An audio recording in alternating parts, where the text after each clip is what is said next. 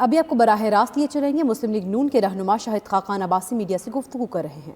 Election پر اثر انداز ہوتے رہے اور آخری دن پر بھی وہ الیکشن کیمپینز میں حصہ لیتے رہے، امیدواروں کی مدد یا مخالفت کرتے رہے، اور یہ بدنصیبی ہے کہ ایک توقع جو کی جاتی ہے انٹرم سیٹ اپ سے کہ وہ کسی کے ساتھ نہیں ہوگا، کسی کے خلاف نہیں ہوگا، اس کی بھی وائلیشن ہوئی۔ پی ایم ایل این کے 6 وزراء اور اسپیکر کو توڑا گیا، ان کو دوسری جماعت کے ٹکٹ دیے گئے اور انہوں نے وہاں سے الیکشن لڑا۔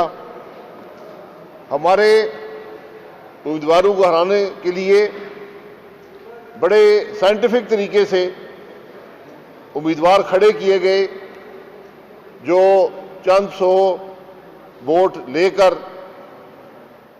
ان کو ہرانے کے لیے استعمال ہوئے۔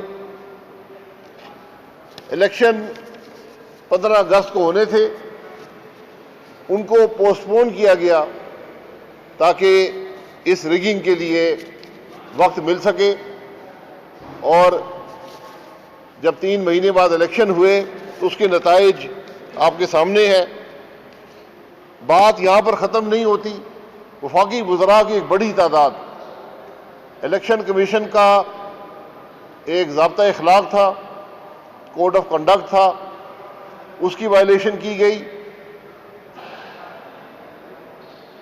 عدالتوں کے حکم کی وائلیشن کی گئی۔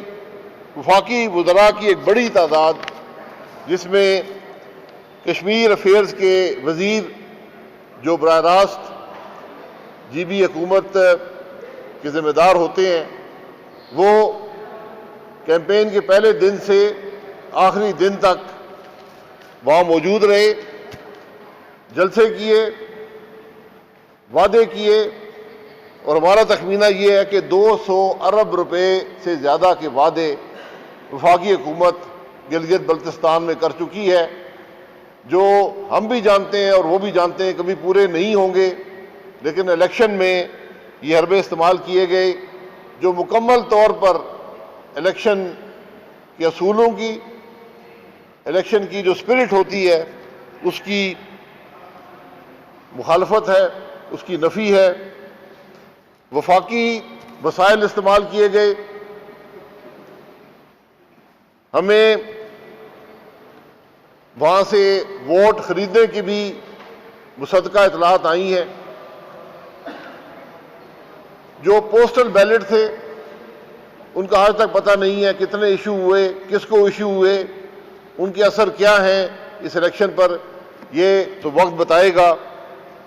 الیکشن کے دن کے معاملات جو ہیں وہ آج ہماری ٹیم احسن اقبال صاحب اور حفیظ الرحمان صاحب گلگت میں موجود ہیں، اور وہ انشاءاللہ دوپہر کو آپ کو بتائیں گے کہ الیکشن کے دن کے معاملات کیا تھے، کس طرح سلو پولنگ کی گئی، کس طرح اور حربے استعمال کیے گئے جس سے اس الیکشن میں جو پی ایم ایل این کے امیدوار تھے ان کے خلاف یہ حربے استعمال کیے جائیں۔ اور حقیقت جو ہے وہ آج سارے پاکستان کے عوام کے سامنے ہے، اور یہ بدنصیبی ہے کہ ہم نے 2 سال میں کچھ نہیں سیکھا۔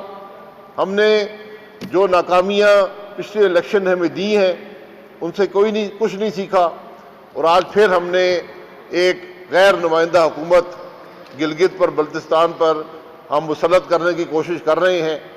حقیقت جو ابھی تک سامنے آئی ہے، ایک تاریخی ڈیولپمنٹ پاکستان مسلم لیگ نون کی حکومت نے گلگت بلتستان میں کی۔ جو جلسے ہوئے، جو کیمپین تھی پورے پاکستان کے سامنے ہے، اس کا کیا حجم تھا، اس کے کیا جوش اور جذبہ تھا، یہ سب لوگ جانتے ہیں، اور جو رزلٹ آئے وہ بھی آپ کے سامنے ہیں۔ آج کوئی جماعت اکثریت حاصل کرنے میں کامیاب نہیں رہی۔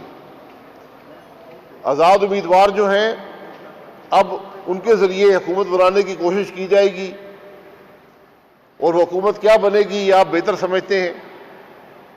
ایسی حکومتیں جو لوگوں کو لالچ دے کر، لوگوں کو ڈرا دھمکا کر بنائی جاتی ہیں، وہ کبھی عوام کے مسائل حل نہیں کرتی۔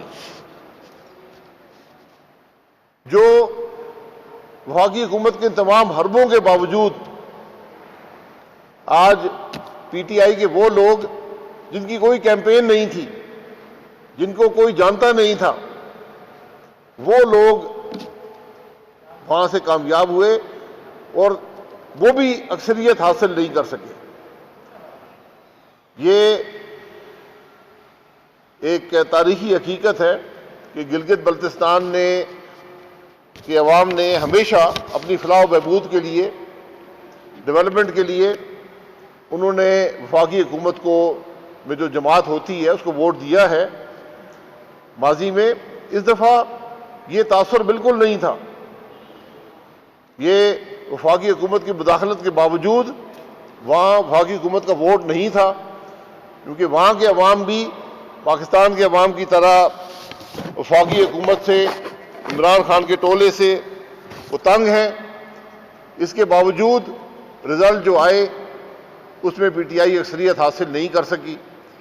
اس تمام دھاندلی کے باوجود تو آج گلگت بلتستان کا سیاسی مستقبل بھی تاریک کر دیا گیا ہے، اور آج پوری دنیا، پورا پاکستان ہی نہیں، پوری دنیا اس مضحکہ خیز الیکشن کو دیکھ رہی ہے، اس کے حقائق دیکھ رہی ہے، اور یہ بدنصیبی ہے کہ ہمارے ملک میں سیاہ الیکشنوں کی تاریخ میں ایک اور الیکشن کا اضافہ ہوا ہے۔ آج دوپہر کو احسن اقبال صاحب پھر پریس کانفرنس کریں گے اور مزید حقائق آپ کے سامنے رکھیں گے۔ آپ حضرات کا بہت شکریہ۔ یہ جو آپ نے دھاندلی کے الزامات لگائے ہیں، کیا ان کے کوئی واضح ثبوت بھی موجود ہے؟ کیونکہ آپ نے شروع میں ہی خفیہ ایجنسیوں کے کردار پہ بات کی ہے۔ نہیں، میں نے الزامات نہیں لگائے، میں نے حقائق بیان کیے ہیں، اور اس میں سے کوئی بات بھی غلط نہیں ہے، کیونکہ یہ سب کچھ ہوا ہے۔ شاہد خاقان عباسی گفتگو کر رہے تھے، انہوں نے کہا کہ گلگت بلتستان کا سیاسی مستقبل بھی تاریک کر دیا گیا ہے۔ الیکشن پر اثر انداز ہوتے رہے اور آخری دن پر بھی وہ الیکشن کیمپینز میں حصہ لیتے رہے، امیدواروں کی مدد یا مخالفت کرتے رہے۔